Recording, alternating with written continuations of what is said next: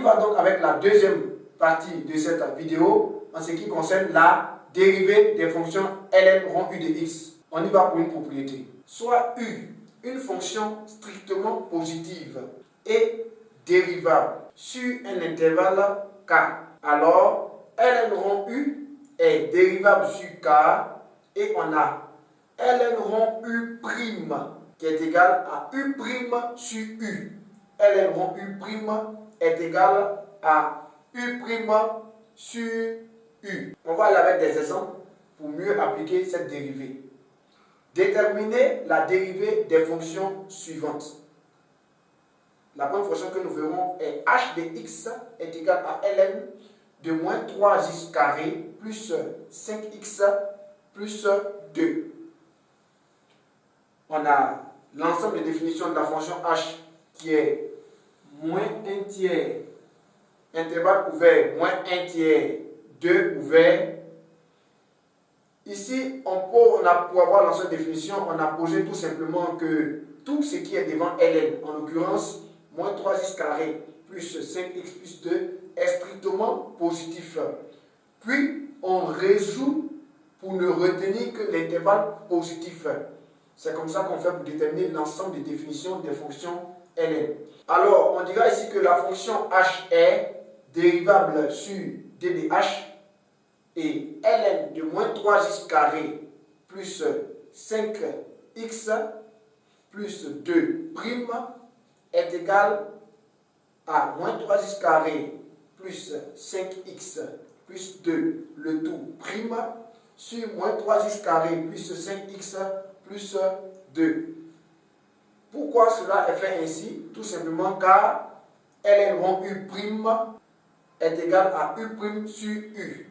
Lorsqu'on continue, cela donne égal moins 3x carré, dérivé de moins 3x carré, ça nous fait moins 6x.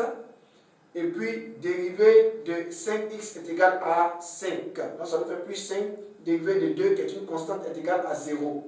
Sur moins 3x carré, plus 5x plus 2.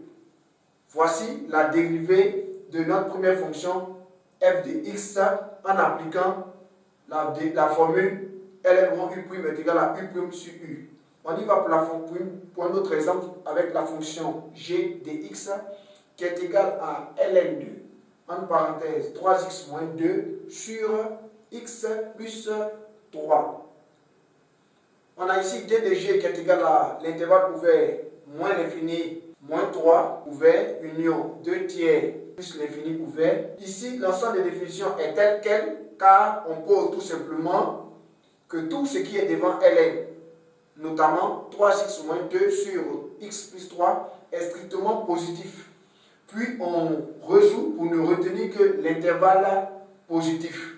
Je t'invite, comme je le disais tantôt, à voir la vidéo sur comment déterminer l'ensemble des définitions des fonctions ln rond u de x. Cela te permettra de mieux comprendre cette partie. Alors, g est dérivable sur d de g et ln de 3x moins 2 sur x plus 3' est égal à 3x moins 2 sur x plus 3' sur 3x moins 2 sur x plus 3. Cela est ainsi car on a dit que ln rond u' est égal à u' sur u. J'espère que tu suis attentivement avec moi.